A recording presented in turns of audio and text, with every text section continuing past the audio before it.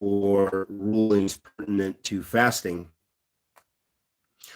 What happens with missed days of Ramadan? So Imam Fawzan, Hafidhullah Ta'ala, he says, one may break one's fast during the month of Ramadan due to a legal excuse, and may do so for an illegal excuse, such as having sexual intercourse during fasting or the like, meaning that he doesn't have a choice. That yes, you can illegally break your fast, but what it means is that sometimes people, by following their desires, they end up breaking their fast, especially married couples.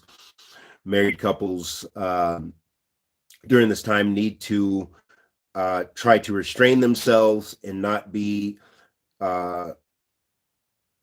overly affectionate, so as not to find themselves in a situation where they end up breaking their fast.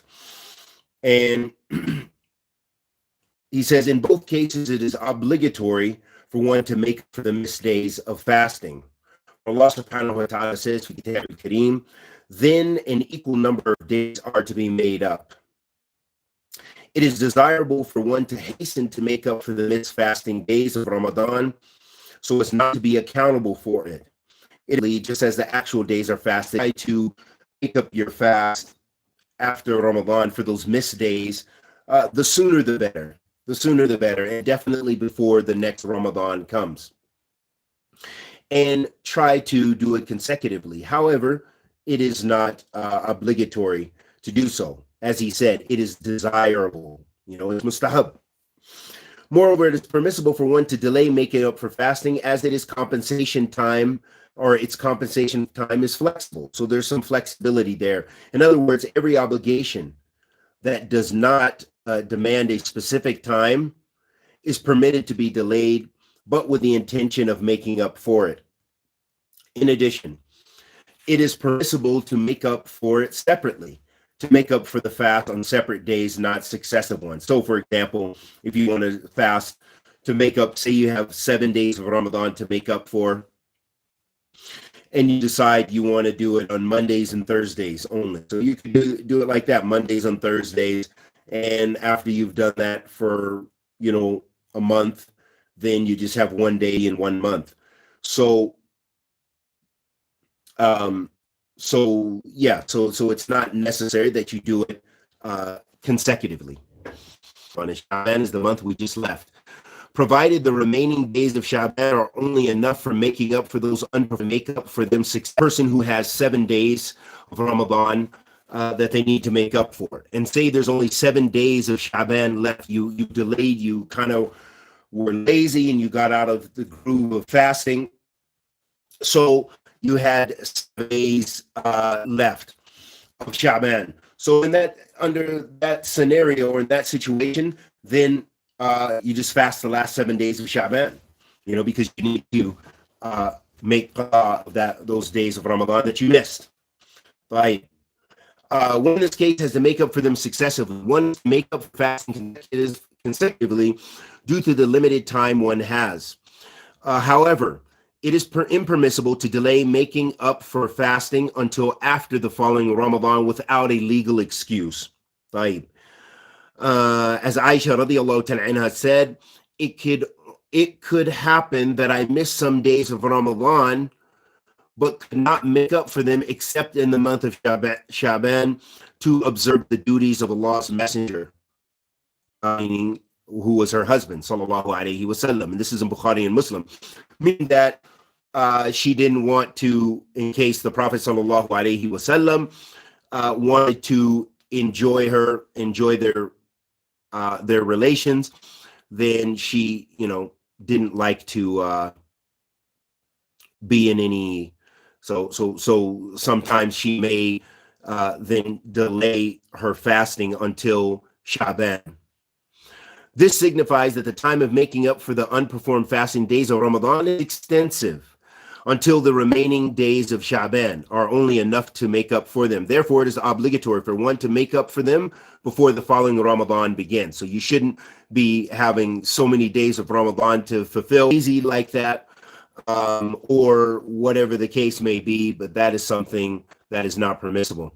This signifies that the time making up the unperformed fasting days of Ramadan is extensive. Like, if one delays making up for the missed fasting days of Ramadan until the following Ramadan begins, one is to observe fasting of the present. As for a person who has delayed making up for such unperformed fasting due to a legal excuse that prevented him from doing so, he does not have to do anything except making up for it, meaning there's no expiation. Right? So someone who has a legal excuse out of sickness or something like this, maybe they're a major traveler and they have to for their work and they're always traveling and it's very difficult for them to fast, something like this, perhaps. So he says, yet if a person has delayed making up for fasting for no legal excuse, he is to make up for the missed days in addition with a quantity of half a sa'ah in expiation for each day.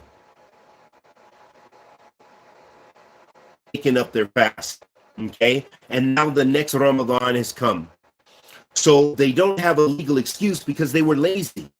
So in that case, for the Ramadan, if it was the 7 days we were talking about, and for each one of those 7 days, they have to feed a poor person. And they feed them half a sa'ah. Okay? And again, we'll have to go back to see what a sa'ah. A sa'ah, I believe, is a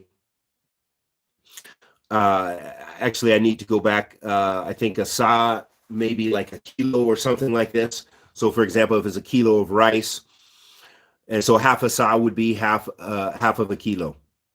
And Allah subhanahu wa ta'ala knows best. So we need to go back and make maraja on what a sa'ah is exactly equivalent to. As for a person who dies before making up for the unperformed fasting days of Ramadan and before the beginning of the following Ramadan, there will be no blame on him, as his death occurred during the period of the permissibility to delay making up for the non-performance of whatever fasting days of Ramadan.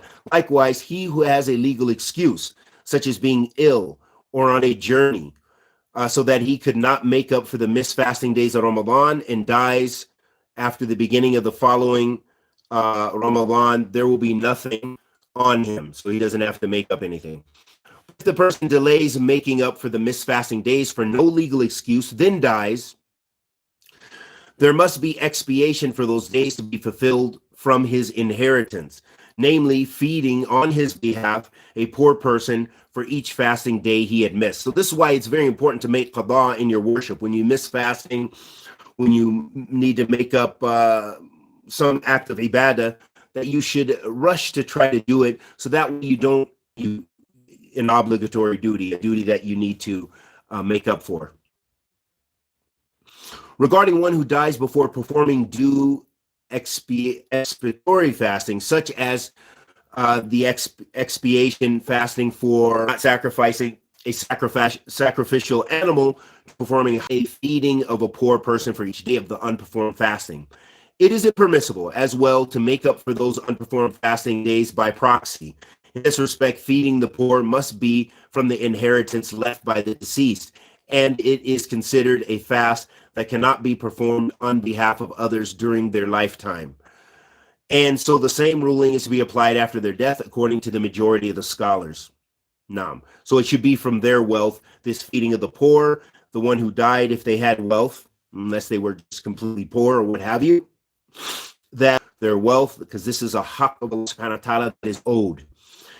As regards a person who dies without observing expiation fasting for not fulfilling a vow, his kin may perform that on his behalf. It is stated in Sahihain that a woman came to the Prophet sallallahu alaihi wasallam and said, "My mother has died, and there is a fast for not fulfilling a vow due from her.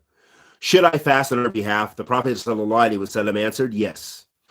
Ibn al-Qayyim rahimahullah ta'ala said in this regard, fasting for not fulfilling a vow is to be performed on behalf of the dead, but not for the original obligation of fasting. This is the opinion of Imam Ahmed and others, and the opinion stated in the narrations on the authority of Ibn Abbas radiallahu ta'ala anhuma and Aisha radiallahu ta'ala anha. Besides, this view is supported by means of legal proof and qiyas, analogical deduction. This is because the vow is not an obligation according to the principles of Sharia. but it was a man who bet on that man. 5 pillars of Islam. So in no way can it be made up on others' behalf. As with the case of Salat and making the testimony of faith, no one can make the Shahada for you. The wisdom behind their being obligatory is showing the obedience of the observer himself to Allah, as well as his observance of the duties of worship enjoined by Allah, for which a man was created. Accordingly, these ordained acts of worship, as well as the prescribed prayers, are not to be performed by anyone on another's behalf. For the fasting of making a vow due from a person who has died, a poor person, is fed for each day in expiation. This opinion is also maintained by Imam Ishaq and others. It is also the opinion based on the legal estimation, ijtihad, and traditions. The unfulfilled vow is in one's liability, just like a debt. So it is to be fulfilled even after one's death by one's successors, those people who inherit from them. Concerning the fasting of the month of Ramadan, Allah does not make it obligatory on those unable to perform it, but He commands them to make up for it by feeding a poor person in expiation upon the one who can perform it on the behalf of another. As regards for the expiation fasting for breaking a vow and the like, it is indisputable that these can be made up for by someone on another's behalf, according to the sound ahadith in this regard. So the next section, which I think it's munasib, and we'll try to not go too long, is so slow, so it's perhaps so we'll see what happens, inshallah. So what are some of the things breaking the fast? When one breaks the fast due to illness or old age, what needs to happen? This is very important for our elders and those who are